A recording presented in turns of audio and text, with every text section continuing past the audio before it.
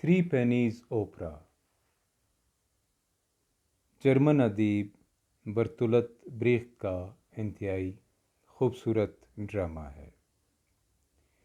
انہوں نے یہ ڈرامہ 1928 میں لکھا۔ برتولت بریخت 1898 میں جرمنی میں پیدا ہوئے۔ ان کے بارے میں جو معلومات ہمارے سامنے آتی ہیں وہ بہت ہی دلچسپ ہے۔ برتولت بریخت کو نازی کا ڈکٹیٹر ایڈولف ہٹلر کسی بھی طور پر پسند نہیں کرتا تھا۔ وہ اور ان کی پارٹی، جن کا فاشسٹ نظریہ تھا اور جو نازی پارٹی تھی، یہ ہمارا برتولت بریخت ان کے اچھے ریکارڈ میں نہیں آتا تھا۔ اسی لیے جرمنی کی خفیہ پولیس گسٹاپو ہر وقت ان کی تلاش میں رہتی تھی اور بریخت ان سے چھپتا پھرتا تھا۔ اسی وجہ سے بریخت نے جب ہٹلر اقتدار میں آئے، ان کے آنے کے بعد سب سے پہلے جرمنی کو چھوڑا، ڈنمارک میں پناہ لی، لیکن اس کے بعد امریکہ میں جا کر وہ رہنے لگے۔ لیکن پھر ان کو امریکہ بھی پسند نہیں آیا اور وہ دوبارہ اپنے وطن جرمنی چلے گئے، اور 1956 میں ہمارے اس شاندار ادیب کی موت واقع ہوئی۔ بریخت نے بہت اچھے افسانے لکھے اور بہت ہی خوبصورت ڈرامے جو 31 کے قریب ہیں۔ ان کے مشہور ڈرامے ہیں Galileo, mother sewage and her children, اور تیسرے نمبر پر جو سب سے مشہور ڈرامہ آتا ہے وہ ہے تھری پینی اوپرا۔ اس ڈرامے کو دنیا بھر میں بہت پسند کیا گیا۔ اس ڈرامے کی ابتدا ہی بہت ہی دلچسپ انداز میں ہوتی ہے۔ ہمارے سامنے دو بڑے بڑے بدماش جو برطانیہ میں ملکہ وکٹوریہ کے دور میں رہتے ہیں آتے ہیں۔ ایک ہے میکت اور دوسرا ہے پیچم۔ میکت نوجوان ہے جبکہ پیچم بوڑھا۔ دونوں انڈر ورلڈ کرائمز کو یا جرائم کو کنٹرول کرتے ہیں، اور دونوں کے اپنے اپنے خوفناک قسم کے کرمنل گینگز ہیں۔ جو پیچم ہوتا ہے وہ تو شہر بھر کے فقیروں کو بھی کنٹرول کرتا ہے، اور جو بھی فقیر بھیک مانگنا شروع کرتا ہے وہ سب سے پہلے پیچم سے اجازت لیتا ہے، اس کے بعد اس کو اجازت ملتی ہے اور پھر وہ لندن میں بھیک مانگنا شروع کر دیتا ہے۔ تو اس میں ابتدا میں ہی پیچم کو یہ اطلاع ملتی ہے کہ اس کی بیٹی ڈولی کی میکت کے ساتھ شادی ہو رہی ہے، جس پر اس کے گھر میں صف ماتم بچ جاتا ہے۔ وہ اور اس کی بیوی مسز پیچم کو کسی طور پر بھی میکت پسند نہیں ہوتا، کیونکہ پیچم میکت کو اچھی نظر سے نہیں دیکھتا۔ وہ کہتا ہے کہ اب تو یہ میرے تمام کاروبار کو تباہ کر دے گا اور خود میرے کاروبار کو کنٹرول میں لے لے گا، جب اس کی میری بیٹی سے شادی بھی ہو گئی ہے۔ اب شادی کے رسومات کے بعد جب ڈولی گھر آتی ہے تو وہ کنفرم کرتی ہے کہ واقعی اس میں اور میکت میں شادی ہوئی۔ تو اب غم میں مبتلا پیچم کہتا ہے کہ میں پولیس چیف اس سے اس کو گرفتار کروا دوں گا، اور چونکہ اس کے خلاف کافی کیسز ہیں اس کو سزا ہو جائے گی۔ لیکن ڈولی کہتی ہے کہ شہر کا پولیس چیف جو ہے وہ تو خود وہاں اس شادی میں شریک تھا، اور وہ تو میکت کا دوست ہے۔ بہرحال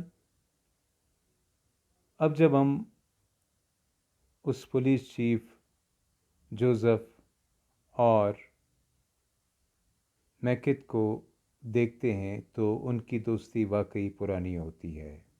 اگرچہ میکت نوجوان ہوتا ہے اور پولیس چیف بوڑھا، لیکن وہ دونوں برطانوی آرمی میں ایک ساتھ رہے ہوتے ہیں، دونوں نے برطانوی آرمی میں کام کیا ہوتا ہے، تو اس وجہ سے وہ دونوں ایک دوسرے کے مفادات کی دیکھ بھال بھی کر رہے ہوتے ہیں۔ پولیس چیف میکت کو بتاتا ہے کہ اس وقت پولیس تمہارے خلاف یہ کر رہی ہے اور اس وقت یہ، اور اس طرح وہ ہر وقت اس پولیس چیف کی مدد سے گرفتاری سے بچ رہا ہوتا ہے۔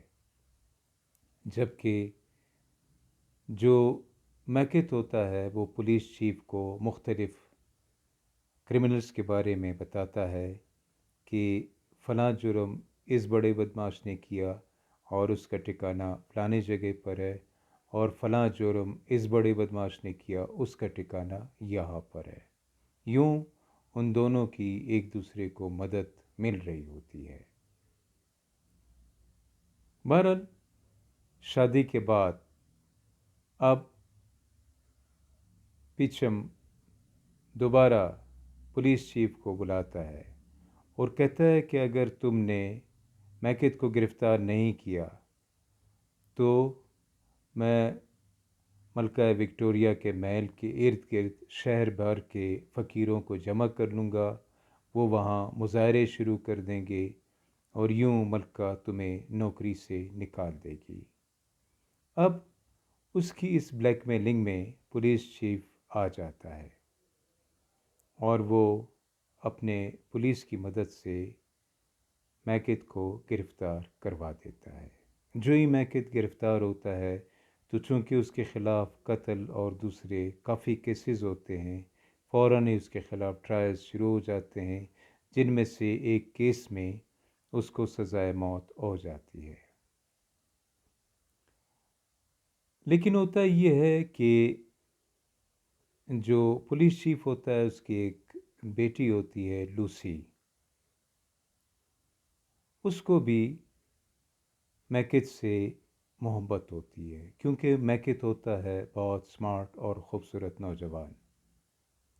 اب یہاں ہمارے سامنے تین طرح کے مختلف کردار جو میکت کی محبوبائیں ہوتی ہے سامنے آتی ہیں۔ ان میں ایک جینی ہوتی ہے جو پچھلے وقتوں میں اس کی محبوبہ ہوتی ہے، دوسرے نمبر پر ڈولی اور تیسرے نمبر پر لوسی۔ بہرحال لوسی فوراً میکت کے پاس پہنچ جاتی ہے، وہ جیل خانے میں ہوتا ہے، وہ اپنے پولیس کی مدد سے اس طرح کی ارینجمنٹس کرتی ہے کہ میکت پھانسی ہونے سے پہلے وہاں بھاگ جائے، اور وہ وہاں سے بھاگ جاتا ہے۔ اب جب پچم کو اطلاع ملتی ہے کہ میکت تو بھاگ گیا، اب وہ دوبارہ پولیس چیف کے پاس پہنچ جاتا ہے کہ میں تو واقعی جاؤں گا اور تمہارے خلاف مظاہرہ کروا دوں گا ملکہ برطانیہ کے محل کے ارد گرد، اور تمہاری نوکری چلی جائے گی۔ اس طرح میکت دوبارہ گرفتار ہوتا ہے اور ہم دیکھتے ہیں کہ آخری منظر میں میکت کو سزائے موت مل رہی ہے، 6 بجے کا وقت ہے، تمام کردار جمع ہیں، لیکن عین وقت پر ملکہ کا نمائندہ ہمارے سامنے خط لہراتا ہوا آتا ہے کہ ملکہ نے میکت کی سزا معاف کر دی ہے۔ اب اس کو نہ صرف انعام کے طور پر ایک خوبصورت محل بھی ملے گا، بلکہ پینشن میں بہت سارا روپیہ بھی ملتا رہے گا۔ یوں اس دوران ہم دیکھتے ہیں کہ اچانک ہمارے سامنے پچھم اور اس کا گھرانہ، اس کی بیوی اور دیگر آ جاتے ہیں اور ہمیں بتاتے ہیں کہ یہ ڈرامہ ہے، پلیز اس کو سیریس نہ لیا جائے۔ اور یوں ہم حیران ہو جاتے ہیں، اور یوں یہ ڈرامہ جو ٹریجڈی کی طرف بڑھ رہا ہوتا ہے کامیڈی میں بدل کر ختم ہو جاتا ہے۔ برتولت بریخت نے جس طرز پر یہ ڈرامہ لکھا اس کو ایپک تھیٹر کہتے ہیں، اور وہ جس ڈرامے کے خلاف تھے وہ ہے میلو ڈرامہ۔ میلو ڈرامہ میں ہمارے پاکستانی فلموں کی طرح، ہماری انڈین فلموں کی طرح رویا دھویا جاتا ہے، صرف آنسو بہائے جاتے ہیں اور زندگی کو ایک ٹریجڈی اور ایک سوگ کا نام دیا جاتا ہے۔ لیکن ایپک تھیٹر میں بریخت جو ایک نظریاتی آدمی تھا، بریخت کہتا ہے کہ میں اس ڈرامے میں زندگی کو بامقصد دکھاؤں گا، اور ایپک تھیٹر کے مختلف رائٹرز زندگی کو بامقصد دکھاتے تھے۔ موجودہ ڈرامے میں بھی ہم دیکھتے ہیں جو پیغام آخر میں ہمارے سامنے آتا ہے بالکل بامقصد پیغام ہے، اگرچہ بظاہر یہ پیغام ہماری سمجھ میں نہیں آتا، لیکن اگر ہم اس کی تہہ میں چلے جائیں تو یہ پیغام ہماری سمجھ میں آ جاتا ہے۔ ایپک تھیٹر کے بارے میں ایک کرٹک یہ کہتا ہے کہ ایپک تھیٹر کو سمجھنے کے لیے اگر ہم یہ فرض کریں کہ ہمارے سامنے ایک ایسا میچ ہو رہا ہے جو کرکٹ کا ہے یا فٹ بال کا ہے، اور اس میں ہماری پسندیدہ ٹیم ہار رہی ہے، تو پھر ہم آپس میں ایک دوسرے کو کہتے ہیں کہ ہماری ٹیم کو اس طرح کھیلنا چاہیے تھا اور اس کے کھلاڑیوں کو اس طرح۔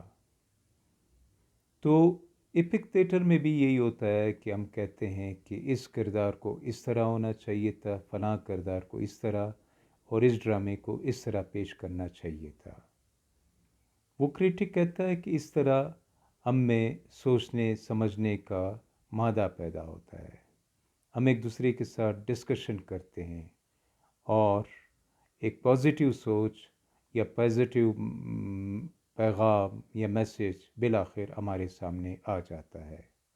تو موجودہ ڈرامے میں بھی ہم دیکھتے ہیں کہ ملکہ وکٹوریہ کے دور میں لندن جو ایک بہت بڑا شہر تھا، یہاں پر ملکہ کے تمام ادارے کرپٹ تھے، جس کی سب سے بڑی مثال لندن کا پولیس ہے، اس کا چیف ہے، جس کے شہر بھر کے انڈر گراؤنڈ جو کرمنلز تھے، جیسے میکت ہے، ان کے ساتھ رابطے تھے، یا جیسے پیچھم ہے، اور وہ پولیس کو نہ صرف انفارم کرتے تھے بلکہ ان کو پیسے بھی دیتے تھے، اور اس طرح تمام مجرموں کو انہوں نے اپنی مرضی پر چھوڑا ہوتا تھا۔ بلکہ یہاں تو برتولت بریخت یہ اشارہ دیتا ہے کہ ملکہ بھی ایسے مجرموں کی سرکوبی نہیں کرتی تھی، وہ بھی انکریج کرتی تھی۔ اسی لیے ڈرامے کے آخر میں ہم دیکھتے ہیں کہ میکت کو سزا نہیں دی جاتی، بلکہ ملکہ بغیر کسی وجہ کے اس کو آزاد کر دیتی ہے، اس کی سزا معاف کر دیتی ہے، اور نہ صرف اس کو انعام کے طور پر ایک بہت بڑا محل دیا جاتا ہے، بلکہ پینشن میں بہت بڑی رقم بھی۔ تو ہم دیکھتے ہیں جو ایپک تھیٹر ہے بیسیکلی اس میں ایک اسٹائل آف رائٹنگ جو ہمارے سامنے آتا ہے وہ ہے سٹائر یا سٹیریکل رائٹنگز، یعنی طنزیہ تحریریں۔ مختلف اداروں اور حکومت پر اس وقت کے ان پر تنقید کی جاتی ہے، ان پر طنز کیا جاتا ہے، اور اس حوالے سے مختلف پیغام ہمارے سامنے آتے ہیں۔ تو دوستو، یہ تھا ہمارا آج کا ڈرامہ تھری پینی اوپرا۔ امید ہے کہ جب بھی یہ کتاب آپ کے ہاتھ آ جائے گی آپ اس کو انجوائے کریں گے۔ ویسے اس پر بہت پہلے 1931 میں ایک بہت اچھی فلم بھی بنی تھی جس نے تھوڑی بہت سٹوری تو چینج کر دی تھی، لیکن بہرحال یہ اس وقت کی ایک شاندار اور خوبصورت فلم تھی۔ Thank you.